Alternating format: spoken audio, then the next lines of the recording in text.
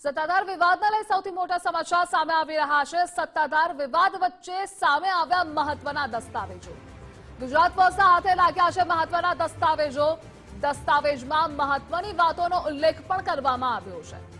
સત્તાધાર એક સાર્વજનિક ટ્રસ્ટ હોવાનો આમાં ઉલ્લેખ છે।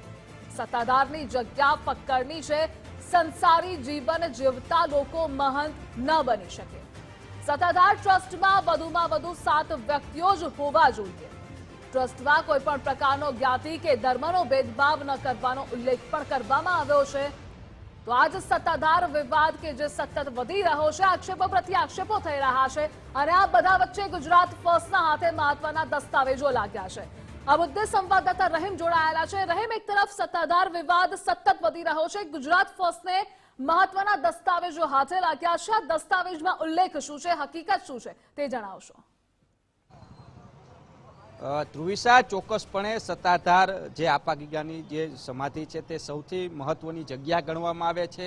સાથે સાથે છેલ્લા થોડા સમયથી નરેન્દ્ર બાપુ દ્વારા જે વિજય મહંત સામે જે આક્ષેપો લગાવવામાં આવ્યા છે ને તેની વચ્ચે જે ચેરિટી કમિશનરની અંદર જે સાર્વજનિક ટ્રસ્ટનો નિયમ એટલે કે શેના માટે તેનો ઉપયોગ કરવો છે તેના દસ્તાવેજી પુરાવા છે તે હાથ લાગ્યા છે।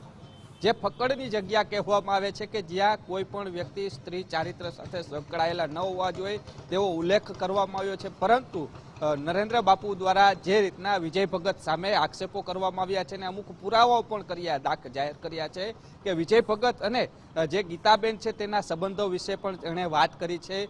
જે ઈશારા કરતા હોય તેવા વિડીયો જાહેર કર્યા છે, તેને લઈને તેની સામે ઘણા સમયથી આક્ષેપો થઈ રહ્યા છે। એટલે સ્પષ્ટપણે જે થોડા સમયથી કહી રહ્યા છે કે વિજય ભગતની હકાલપટ્ટી તે નિશ્ચિત છે ને તે તેની કરીને જ રહેશે। એટલે મામલો છે તે ત્યારથી વધુ ગરમાયો છે। બીજી બાજુ વિજય ભગત સામે જે રણમલ બાપુ દ્વારા પણ આક્ષેપો કરવામાં આવતા હતા, વિડીયો જે સોશિયલ મીડિયામાં તેમના દ્વારા અપલોડ કરવામાં આવતા હતા અને કહેવામાં આવ્યું હતું કે ધર્મના નામે તે જાતિવાદ છે તે કરી રહ્યા છે ને જે આની અંદર જે ઉલ્લેખ કરવામાં આવ્યો છે કે ધર્મના નામે જાતિવાદ ન કરવો।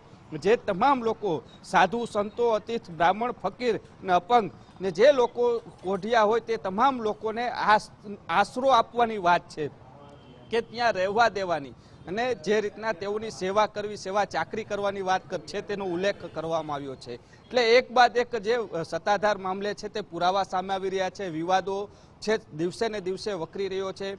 નરેન્દ્ર બાપુ દ્વારા 25 તારીખે વિજય ભગતને કહેવામાં આવ્યું આપાગીગાની સમાધિ આપણે બેસી ને ચર્ચાનો અંત લાવીએ। જે વિવાદ છે તે સ્પષ્ટપણે હું એક બાદ એક પુરાવા આપતો જાઉં ને સાચા છે કે ખોટા મીડિયા સમક્ષ અને લોકો સમક્ષ સાચી હકીકત સામે આવી જાય। પરંતુ ક્યાંક ને ક્યાંક વિજય ભગતે ના પાડી એટલે ક્યાંક દાળમાં પણ કાળું હોય તેવું લાગી રહ્યું છે। કારણ કે જે રીતના વિવાદની શરૂઆત થઈ ત્યારથી જ જે ગીતાબેન જે સત્તાધારમાં રહેતા હતા તે અચાનક ગાયબ થઈ ગયા છે, અન્ય જગ્યા ઉપર તેઓએ જતા રહ્યા છે। જે વિડીયો પુરાવા આવી રહ્યા છે, હજી પણ આગામી સમયમાં નરેન્દ્ર બાપુ દ્વારા વિજય ભગત અને ગીતાબેનના સાથેના વિડીયો પણ જાહેર કરે તો પણ નવાઈ નહીં। કારણ કે જે રીતના ચર્ચાઓ ચાલી રહી છે, એક બાદ એક પુરાવા લોકો સમક્ષ રાખવાની વાત આવી રહી છે। એટલે કહી શકાય કે આગામી સમયમાં હજી પણ સત્તાધાર જે વિવાદ છે, વિજય ભગતનો જે વિવાદ છે તે વધુ વકરે તો પણ નવાઈ નહીં। જી ધ્રુવિશા। જી રહીમ, જોડાવા બદલ આભાર આપનો।